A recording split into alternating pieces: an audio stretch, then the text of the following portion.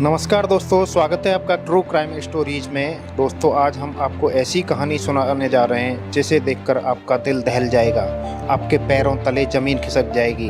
आप सोचेंगे कि क्या कोई ऐसा भी कर सकता है। दोस्तों, ये कहानी है प्यार में धोखे की।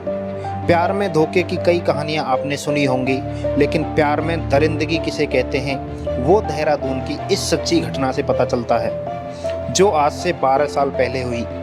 लेकिन आज भी इसे सुनकर लोगों के रोंगटे खड़े हो जाते हैं।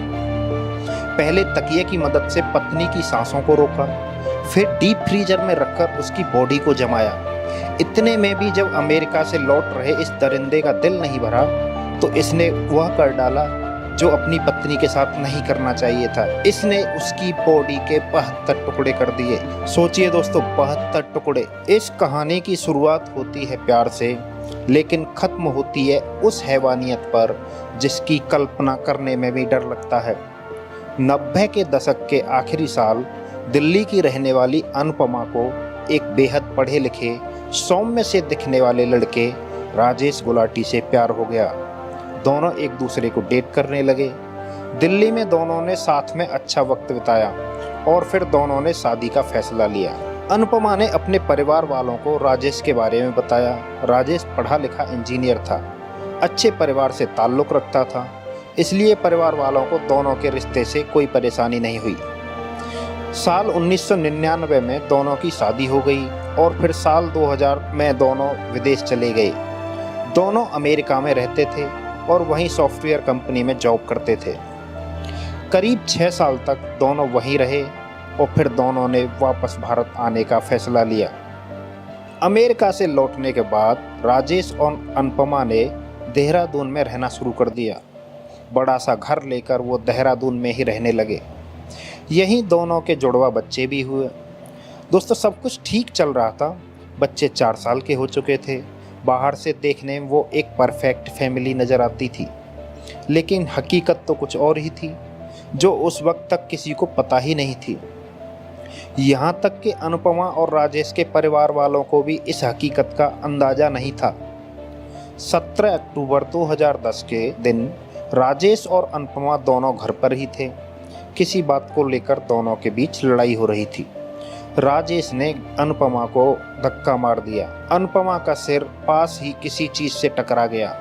वो बेहोश हो गई। राजेश ने पास ही बेड में पड़े तकिए को उठाया और फिर अनुपमा के मुंह को बंद कर दिया। उसने तब तक तकिए को नहीं हटाया जब तक उसकी जान नहीं चली गई। विदेश से लौटा ये इंजीनियर अब अपनी पत्नी का कातिल बन चुका था। घर में अनुपमा की लाश थी। राजेश और अनुपमा के 2 जुड़वा बच्चे भी उस वक्त घर पर ही थे, लेकिन राजेश ने उन्हें कुछ पता नहीं लगने दिया। इसके बाद वो बाजार से बड़ा वाला डीप फ्रीजर लेकर आया और फ्रीजर में अनुपमा की लाश को जमा कर दिया। जब बच्चों ने पूछा कि मम्मी कहाँ है, तो इस कातिल ने उन्हें झूठ बोलकर बहला दिया। राजेश ने बच्चों को कहा कि उनकी मम्मी नाना नानी के घर गई हुई है। मासूम बच्चे उसकी बात को मान गए। दोस्तों, करीब 10 दिन बाद राजेश गुलाटी ने उस डीप फ्रीजर को खोला तो अनुपमा की लाश बर्फ की तरह जम चुकी थी। अब इस हैवान ने अपनी पत्नी की लाश को बाहर निकाला। इस बीच राजेश बाजार से कटर और आरी ले आया था। पूरी तरह से जम चुकी अनुपमा की लाश को इसने आरी और कटर की मदद से छोटे छोटे टुकड़ों में काटना शुरू कर दिया। इस इंजीनियर ने लाश के 72 टुकड़े किए और फिर उन टुकड़ों को काले रंग की पॉलीथिन में रखकर फिर से फ्रीजर में डाल दिया। दोस्तों, ये सब कुछ राजेश अपने घर पर ही कर रहा था, लेकिन किसी को कानों कान खबर तक नहीं होने दी। आस पड़ोस के लोगों ने जब अनुपमा के बारे में पूछा तो उसने उन्हें भी यही कहा कि अनुपमा अपने पेरेंट्स के घर गई है। इस दौरान वो खुद ही अपने बच्चों को अकेले पालता रहा। वो बच्चों को नहलाता, उन्हें स्कूल के लिए तैयार करता, खुद भी अपने काम पर जाता। लाश फ्रीजर में ही थी, लेकिन उसके चेहरे पर कोई डर नहीं था, कोई घबराहट नहीं थी। जब अनुपमा के परिवार वालों ने अनुपमा के बारे में पूछा तो उसने कहा कि वो उससे नाराज़ होकर कहीं चली गई है। वीकेंड पर राजेश गुलाटी अपने बच्चों को मसूरी घुमाने भी ले गया और साथ ही उसने अनुपमा की लाश के कुछ टुकड़े पॉलीथिन में अपने साथ रख लिए। रास्ते में मसूरी के जंगलों में उसने उन पॉलीथिन को फेंक दिया। ये सिलसिला कई हफ्तों तक चलता रहा। किसी को राजेश पर शक ही नहीं हुआ। वीकेंड पर वो हमेशा ऐसे ही लाश से भरी पॉलीथिन को जंगल में फेंक देता। 57 दिन तक ऐसे ही चलता रहा, लेकिन इसी बीच अनुपमा के एक कजिन ने राजेश गुलाटी से बात हुई।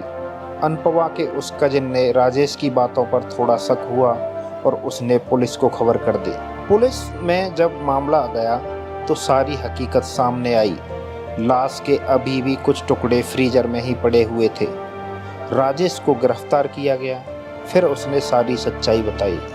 राजेश ने बताया कि उसने हॉलीवुड फिल्म से लाश को ठिकाने लगाने का ये तरीका सीखा। 57 दिन तक वह पूरी दुनिया से हकीकत छुपाने में कामयाब हो गया। 2010 में हुए इस मामले ने पूरे देश में दहशत भर दी। कई महीनों तक ये खबर अखबारों और टेलीविजनों पर सुर्खियां बनी हुई थी। दोस्तों, कैसी लगी आपको ये हमारी स्टोरी?